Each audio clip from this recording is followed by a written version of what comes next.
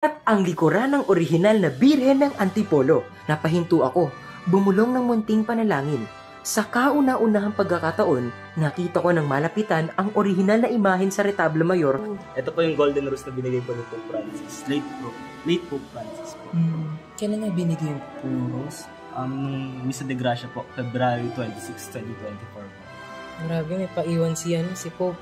Kakatuwa. Naihipo ko na nga rin pala mga estampitang kaloob ng Pace Ministry sa original image. Ang galing na may sariling elevator ang Birhen ng Antipolo kung ibababa siya. Bongga! And more dioramas. Depiction ng pagdating ng Birhen, pagpapakita sa puno ng Tipolo. Ang sagana, no?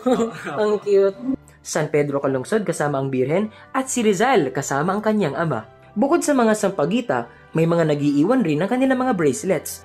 Bago tayo umuwi, nag-alay muna tayo ng kandila, panalangin, nakiisa sa banal na misa, and nagulat lang ako na kapag international shrine pala, ang daming oras ng mga banal na misa kahit weekdays. Pagkatapos kasi na misa na 4 p.m, may misa na kaagad nakasunod.